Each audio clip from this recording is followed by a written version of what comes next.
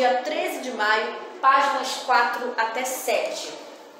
Plantas são seres vivos que não se locomovem e que são capazes de produzir o seu próprio alimento por meio do processo da chamada fotossíntese, tá? Um dos elementos responsáveis por esse processo são os pigmentos das folhas, sendo o mais comum a clorofila. O sol, a água e os gases do ambiente também são importantes.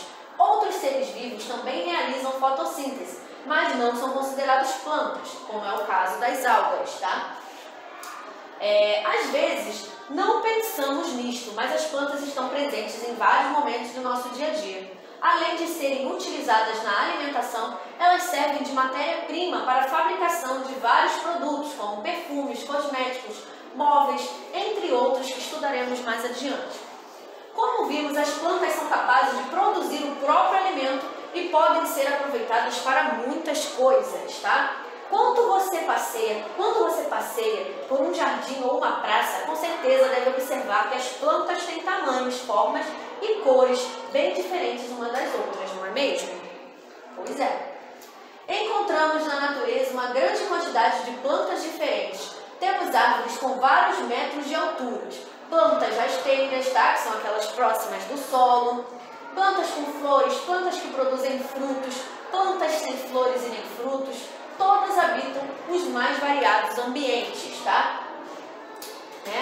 Vamos observar aqui, ó, essas imagens.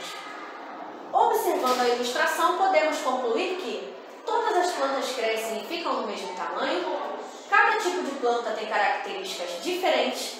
Existem plantas grandes, como as árvores, e as pequenas, como pés de melancia. O que a gente pode concluir, né?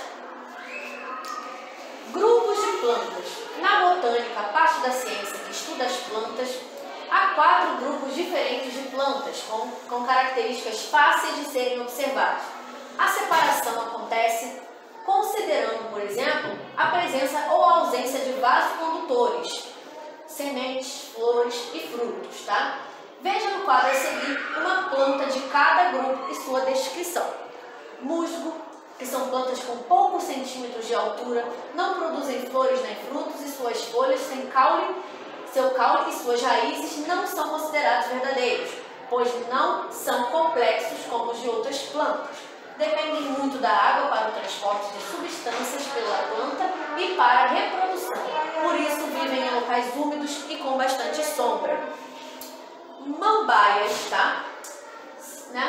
Tem altura variada. Encontramos tanto espécies de poucos centímetros quanto de alguns metros de altura. São maiores do que musgos, pois têm caule com estruturas que possibilitam o transporte de substâncias pela planta. Mesmo assim, dependem de água para a reprodução. Por isso, vivem em locais úmidos e com bastante sombra também, tá? Temos aqui araucária, pinheiros, né? E os pinheiros, comuns em ambientes de clima mais frio, apresentam estróbilos, que são estruturas responsáveis pela reprodução, e sementes, porém não produzem frutos. É um grupo de plantas que pode ser representado pelos pinheiros, como os das fotos, muito utilizados no Natal, né? Os pinheirinhos ali. E pelas araucárias, tá? As araucárias têm pinhas, estruturas cheias de sementes, conhecidas como pinhões. Temos aqui as laranjeiras, tá? As laranjeiras podem representar esse grupo que é o mais numeroso em quantidade de espécies. São consideradas mais complexas, pois apresentam praticamente todas as partes de uma planta: raiz, caule, folhas, flores, frutos e sementes, tá? Partes de uma planta. Como visto, uma planta como a laranjeira apresenta estruturas específicas que realizam funções importantes para a sobrevivência: raiz, caule, folhas, flores, frutos e sementes. A raiz, o caule e as folhas são responsáveis pelos processos de nutrição e de funções vitais da planta, tá? Já as flores, os frutos e as sementes são responsáveis pela reprodução.